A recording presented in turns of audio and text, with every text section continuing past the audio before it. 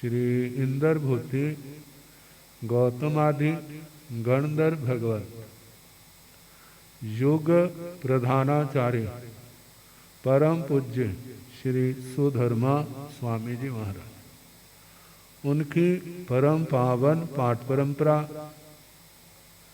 वर्तमान आचार्य ध्यान योगी परम पूज्य श्री श्री मुनि जी महाराज एवं गुरुजन सबके पावन चरण सरोजों में मेरा अनंत अनंत बार वंदना नमस्कार।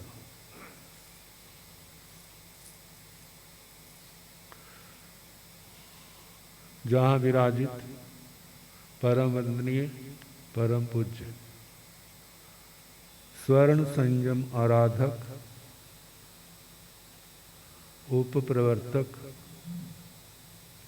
पूज्य मुनिराज डॉक्टर श्री सुब्रत मुनि जी, अन्य मुनिवृंद, धर्म प्रेमी सज्जनों, माताओं तथा बहन, आज उत्तर भारतीय प्रवर्तक इतिहास केसरी बेवाक टिप्पणी करने वाले पूज्य श्री सुमन मुनि जी महाराज का पुण्य स्मृति दिवस।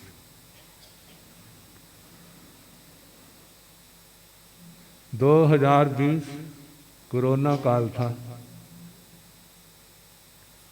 जब उन्होंने इस जीवन की अंतिम सांसें ली।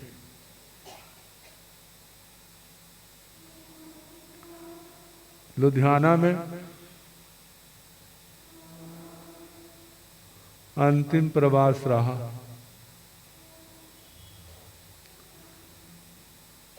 इस प्रवास के अतिरिक्त लुधियाना में उनका अनेक बार आवागमन होता रहता था।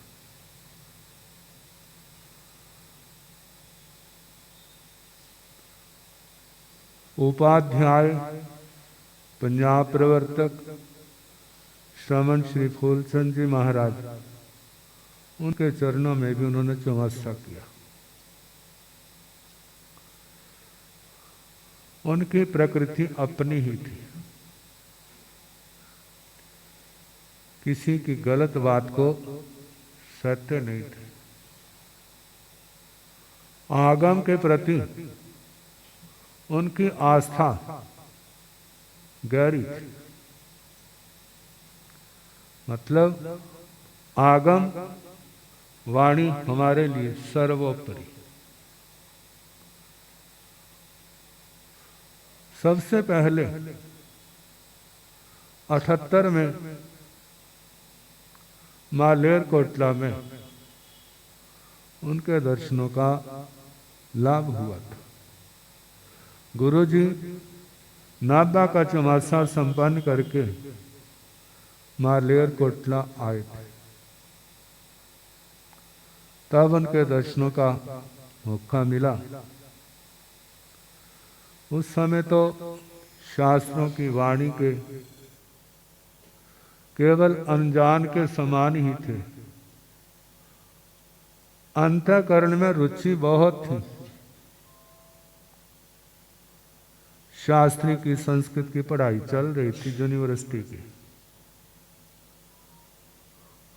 उन्होंने आशीर्वाद दिया। साथ में उनके गुरुजी परम पूज्य बहुत शुद्ध शांत दांत गंभीर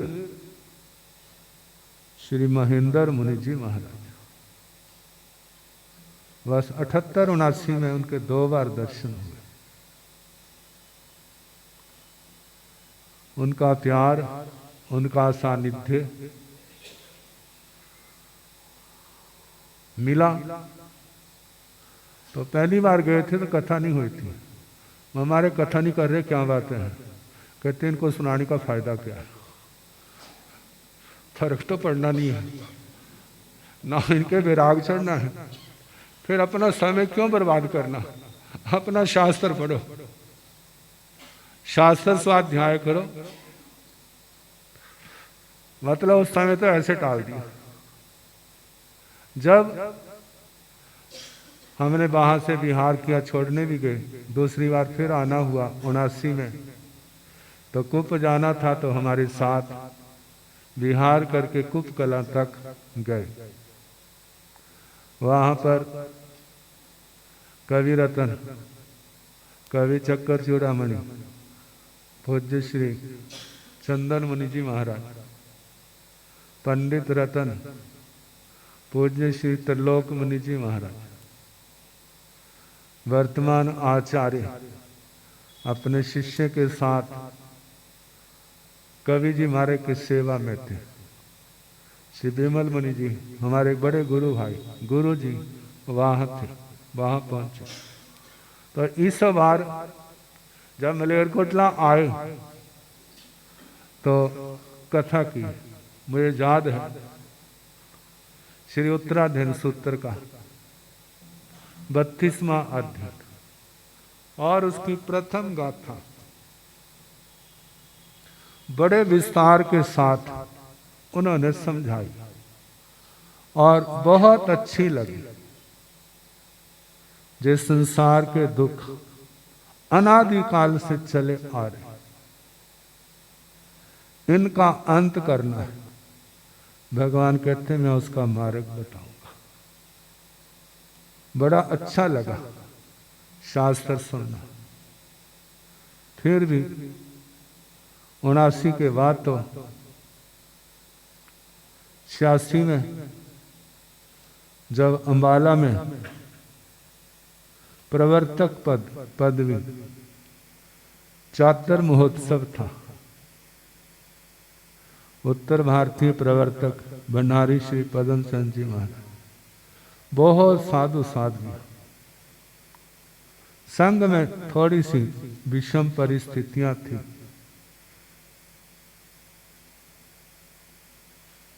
प्रयास सिरे चढ़े और जो संघ से अलग संत थे वो क्या हो गए, एक हो गए।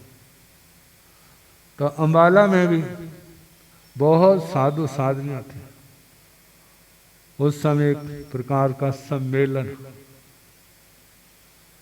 ऐसा लग रहा था अंबाला के स्थानक में, जैसे मेले में होते ना लोग है, ऐसे लोगों की भीड़ थी वहां पर, आने जाने वालों, साधु सतियों का एक मंच पर साथ साथ उनके व्याख्यान सुनने का मौका, दर्शन करने का मौका, ऐसे मौके कभी कभी आते हैं। तब उनके दर्शनों का लाभ मिला था। फिर उसके बाद भी अंबाला में भी दर्शन हुए, रायकोट में दर्शन हुए। जब जब जहां आते थे प्रवर्तक जी महाराज, जहां विराजमान होते थे, तो उनके दर्शनों का लाभ मिलता था। जब इंदौर सम्मेलन में गए तो जहां से डॉक्टर साहब हमारे साथ साथ हम वहां गए, बड़ा अच्छा विहार रहा। बहुत लंबी यात्रा थी, 1000 किलोमीटर से भी ज्यादा। जब जुवाचार्य के संबंध में चर्चा चली, सब अपने अपने विचार देते थे कि इनको बनाया जाए, इनको बनाया जाए। आखिर जब एकमत नहीं हुए तो मेरे से पूछा आपके क्या विचार है। मैंने कहा देखो हमारे से बड़े बैठे हुए, तो हम क्या विचार दे सकते हैं। हमारी ओर से तो आचार्य भगवान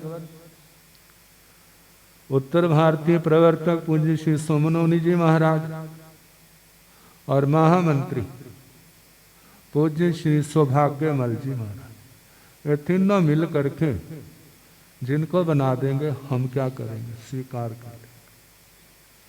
जब उनकी मीटिंग हुई तो उस समय एक रूप नहीं हुआ। फिर प्रवर्तक जी महाराज ने कहा ऐसी अवस्था में आपको अधिकार है, जिसको चाहे आप बना। फिर उन्होंने आचार्य भगवत जैन धर्म दिवाकर आचार्य सम्राट पूज्य श्री आनंद ऋषि महाराज के शिष्य, जो उस समय मंत्री थे, श्री महेंद्र ऋषि जी महाराज, उनकी युवाचार्य की घोषणा कर दी। कितनों ने सहारा स्वीकार किया, क्योंकि जब बड़ा संघ होता है तो वहां पर सारे एकदम स्वीकार कर ले, ऐसा संभव कम ही होता है। विरोध भी किया, आखिर समय आने पर सारा क्या हो गया, शांत हो गया। उनकी आगम निष्ठा के संबंध में फरीदकोट की बात है, पढ़ने पढ़ने के लिए आती थी, उनकी बात चली, उनके ऊपर पंखा चल रहा था, तो जानते थे, कहते मेरे को पता तुम्हें अखरेगा, पंखा चल रहा है तुम्हें अखरेगा, लेकिन जो मेरी वृद्धावस्था की स्थिति ऐसी, जो मेरी मजबूरी, लेकिन कहते हम अजैन परिवार के जन्मे हुए। किस परिवार में? अजैन परिवार के जन्मे हैं। हमारे गुरुओं ने जहां हमारे को जोड़ा, हम वहीं जुड़े हुए।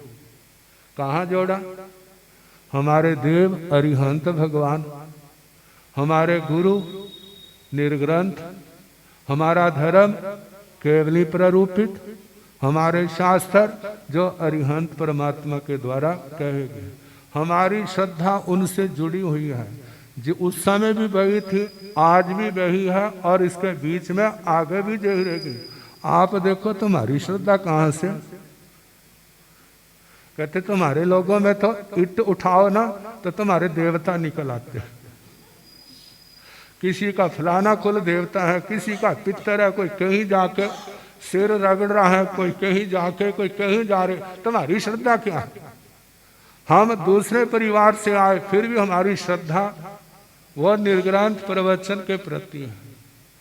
मतलब जे प्रसंग उनकी श्रद्धा के संबंध में हमारे सामने आता है, प्रेरणा देता है कि एक वो अजैन परिवार के आए हुए निर्ग्रंथ प्रवचन के प्रति सारा जीवन लगा दिया। अवस्था के कारण क्रिया में, आचार में 19-21 आई है तो उसको स्वीकार किया है, उसके ऊपर पोचा नहीं डाला, उसके ऊपर पर्दा नहीं डाला। हमारी श्रद्धा वही है जो भगवान की थी। भगवान ने जो कहा वो पूर्ण रूप से सच है, हम पूर्ण है, ऐसा कहना भी एक अतिशयोक्ति होगी। हाँ, उस पूर्णता की ओर कोई धीरे, कोई तेज, कोई मध्यम गति से उस ओर बढ़ रहा है, ऐसी उनकी भावना थी। समय समय पर बहुत कुछ सीखने को मिलता है। पुराने संतों के सानिध्य में रहते, सम्मेलन में भी, जब 1987 में पूना में सम्मेलन हुआ था तो शांति रक्षक का मतलब सभा की शांति बनाने की जिम्मेवारी उनको दी थी। समाज रत्न हीरालाल जी कहते थे आचार्य भगवान के स्वभाव को तो जानते ही थे, फिर शांति रक्षक कैसे बना दिया? क्योंकि जिस समय आचार्य भगवान पंजाब में आए थे तो उस समय इनकी शाप वो थी उग्रपंथियों वाली। कहते इनको कैसे बना दिया? कहते जिस समय उपाध्याय श्री मनोहर मुनि जी महाराज उनको उपाध्याय पदवी से अलंकृत किया था तो उस समय संघ में काफी विषम परिस्थितियां बन गई थी। तो उनके कारण से जो उस निर्णय के विरोध में थे, उपाध्याय श्री मनोहर मुनि जी के साथ उस समय इनका चमासा तो शायद बड़ौत था, और उनको लेकर के लुधियाना छोड़ करके फिर क्या हुए थे, वहां गए थे। तो आपस में लेख भी एक दूसरे के निकलते थे, अपना अपना पक्ष रखने के, अपनी बात कहने का सबको अधिकार है। अब जिस समय 87 के पूर्ण सम्मेलन की बात आई तो कॉन्फ्रेंस के अधिकारी जब उनके पास रहे, कहते आप भी पधारो, कहते मैं भी आऊंगा, बाबा जी के दर्शन करूंगा। कौन से बाबा? आनंद बाबा। कहते समय के अनुसार हमारे मत भेद रहे हैं, उनके चरणों में बैठ करके क्षमा जाचना भी करेंगे। कहते जो ही बात आचार्य भगवान पूज्य श्री आनंद ऋषि जी महाराज के चरणों में पहुंच गई और उन्हें सुना और जानते भी थे सिद्धांत के पक्के हैं, अपनी बात को अधिकार पूर्वक कहते हैं और वह भी तर्क के साथ कहते हैं और इनके अंदर क्षमता है, यदि कोई अशांति करे तो उसको चुप कैसे कराना। तो इसलिए उनको क्या बनाया था? उस सम्मेलन में सभा का शांति रक्षक का स्थान दिया था। जब जब मिलना होता था बड़ा उन्हें प्यार दिया, हमारे गुरुओं के समान थे। जितनी उनकी दीक्षा हमारी तो उतनी उम्र में नहीं होगी, मतलब बहुत प्यार दिया। संघ में धर्म प्रभावना भी स्थान स्थान पर जहाँ जाते थे धर्म प्रभावना करते थे। भगवान की वाणी, शास्त्र, ग्रंथ उन्होंने मतलब प्रवचन, उनके शुक्ल प्रवचन के नाम से क्या है प्रसिद्ध है। 25 बोल 9 तत्व 26 द्वार की व्याख्या भी उन्होंने की है। और उसके साथ जीवन के अंतिम वर्षों में कहते बथेरा कर लिया, अब कोई ऐसा काम करे जो क्या हो, जो जानदार हो। आवश्यक निर्युक्ति हमारे व्याख्या ग्रंथों में, प्राचीन ग्रंथ पंचांगी आती है हमारे इतिहास में। 5 अंग। पहला आगम का मूल पाठ, दूसरी उसकी व्याख्या है निर्युक्ति, जो सिद्धांत सम्मत। कैसे प्राचीन काल में तत्वों का विवेचन करने के लिए व्याख्या करते थे जो अनुयोग द्वार की शैली पर है। तीसरा अंग है भाष्य। भाष्य गाथाओं में आचार्यों ने व्याख्या रूप लिखे। चौथा अंग है चूर्णी। आचार्य श्री जिनदास गणी महतर उन्होंने चूर्णियां लिखी। आचार्य श्री अगस्त्य सिंह जी, ये चूर्णी की जो भाषा ना, ये खिचड़ी भाषा है। या खिचड़ी में क्या होता है भला? सारी चीजें होती हैं, मतलब बड़ी आसान, लेकिन भाषा क्या है? उसके अंदर प्राकृत शब्द भी है, प्राकृत भाषा। उसके अंदर संस्कृत के शब्द भी हैं और उसके अंदर उस समय की देसी भाषा के भी शब्द हैं। ऐसे मिली जुली भाषा में जो व्याख्या है उसको चूर्णी कहा जाता है। चूर्णी का मतलब जैसे चूर्ण होता है ना, चूर्ण का कोई स्थान होता है भला? चूर्ण का त्रिफला चूर्ण होता है ना, ये कोई नया तो नहीं है। और दूसरे पाचक चूर्ण होते हैं ना, लवण भास्कर, कोई किसका है, कोई हिंगवाष्टक। जिस समय पेट में गड़बड़ हो जाती है तो क्या काम करता है फिर? उस गड़बड़ को ठीक करने के लिए चूर्ण लेते हैं। डकार आते हैं, खाया पिया पच जाता है, हजम हो जाता है, शरीर ठीक हो जाता है। ऐसे ही जो बातें समझ नहीं आती हैं उन्होंने दृष्टांतों के साथ, कथाओं के माध्यम से, युक्तियों के साथ वो उस भाषा में व्याख्या दी। ये चौथा अंग। 5वां है टीकाएं। ये संस्कृत भाषा में समय आने पर आचार्य श्री शीलांक जी, आचार्य श्री मलयगिरी जी, आचार्य श्री अभयदेव सूर्य जी, आचार्य श्री मलधारी हेमचंद्र जी आदि अनेक अनेक आचार्य श्री शीलांक जी, ऐसे अनेक आचार्यों ने संस्कृत भाषा में, प्रौढ़ भाषा में संस्कृत टीकाएं लिखी हैं। आज के विद्वान यदि शास्त्रों की व्याख्या करते हैं तो उन्हीं व्याख्याओं का सहारा लेकर के करते हैं। यदि वो ना होती तो शास्त्रों के गूढ़ रहस्य जो है, जो आज प्रकट है, वो सामने ना होते। कहते सारे स्पष्ट है, आज भी गूढ़ रहस्य है जिनके संबंध में व्याख्याकारों की जबान मौन ही धारण करती है, उनका समाधान नहीं कर सकते। तो ये पंचांगी आगम का मूल पाठ, दूसरा निर्युक्ति और तीसरा भाष्य, चौथा चूर्णी, पांचवा टीका।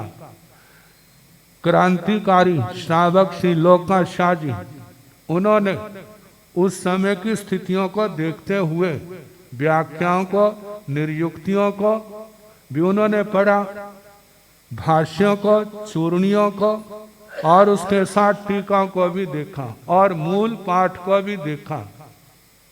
उन्होंने ये निर्णय किया कि इन व्याख्याओं में ऐसे प्रसंग है जो सिद्धांत से मेल नहीं खाते, तो उन्होंने मूल पाठ को प्रमाण, मंदिरवासी परंपरा में इन पांचों को प्रमाणिक माना जाता है, लेकिन स्थानकवासी परंपरा में केवल मूल पाठ को प्रमाणिक रखा। कहा बाकी जो चार व्याख्याएं हैं, चाहे वह निर्युक्ति के रूप में है, भाष्य के रूप में है, चूर्णी के रूप में है, टीका के रूप में, जो व्याख्या मूल का विरोध नहीं करती उसको हम स्वीकार करते हैं, और जिसका जो व्याख्या मूल से विरोध करती है उसको हम स्वीकार नहीं करेंगे।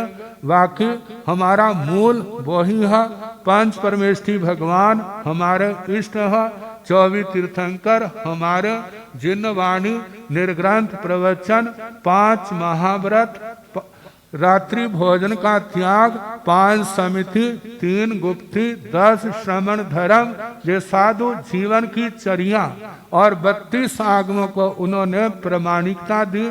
और उसके साथ श्रावक जीवन में वही जो शास्त्रों में बताया है, 5 अनुव्रत, 3 गुण व्रत, 4 शिक्षा व्रत, संलेखना का, ये सारा करने के लिए क्या है।